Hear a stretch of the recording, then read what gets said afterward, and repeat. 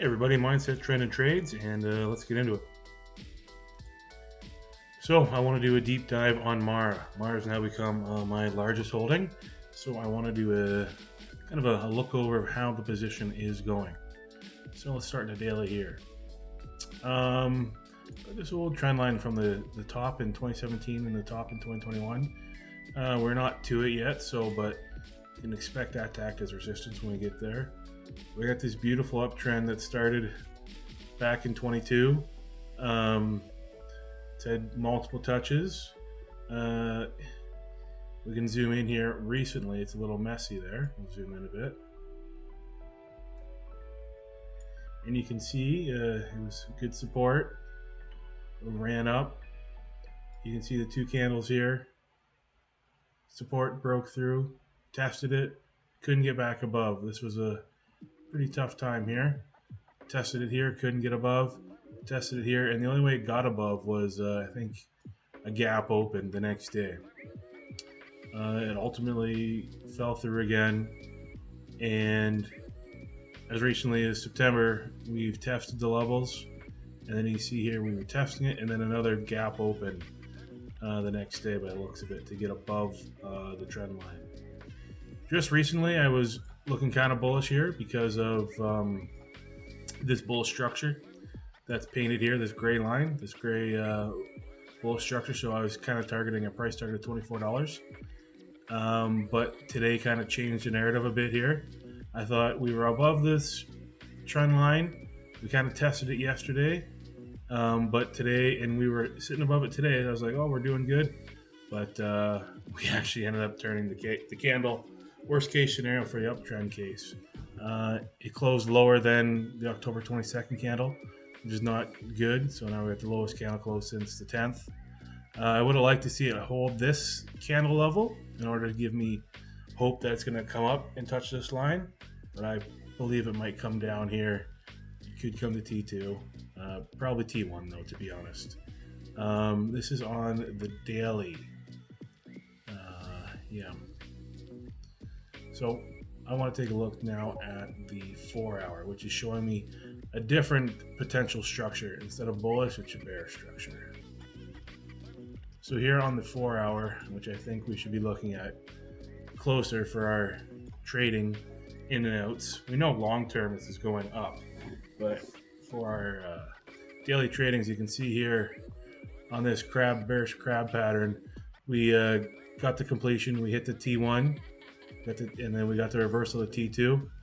So now we got the T2. Now we're probably coming down to this T2, to be honest, which is 16.95. So I expect Mara to come down to 16.95. I expect it to create this, which is a good thing, this bullish pattern. This is a potential bullish pattern here that could form if Mara does come down to 1750. So if we could get a candle close at 1750, wick down to this T2, we would complete this structure, the bearish crab, and then also in turn create a bullish structure on our way for doing that. So it's levels are being respected. These harmonic patterns are being respected.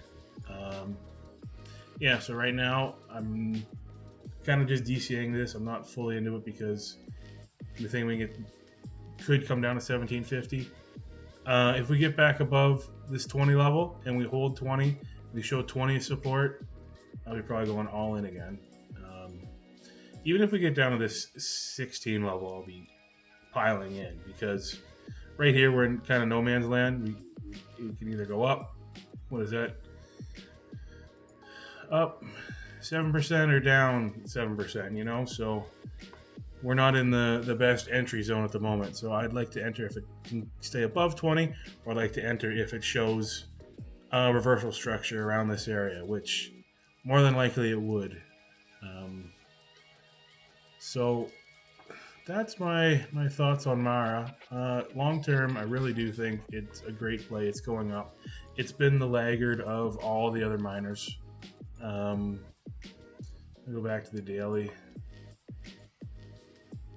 You can see here's this bullish channel, and Mara is still at the bottom of it. My largest position before Mara was Hive, and you could see the channel I had plotted. It broke into it and touched the top of it. So it was down here at $2. It's over at $6. So this Bitcoin miners played out. Before I was in Hive, I was actually in Hut. And I don't know if I have channel pin anymore, but it had the similar channel.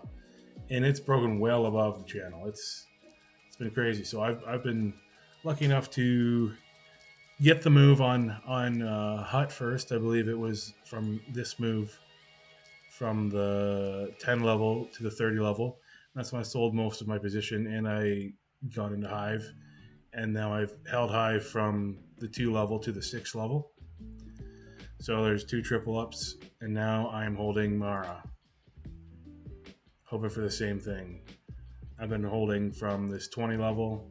I've been probably my average around 16, and to the 40, probably 50, even 80. This company is super undervalued if you do some due diligence on it. I think it's an R triple. So that's what I've been doing here in this space. You know, you find the undervalued players. You don't get married to a certain stock, and if the charts are saying, you know, good things are coming, the trends are good, it's not overbought. Like Hive is in an overbought situation right now. Hut's in an overbought situation.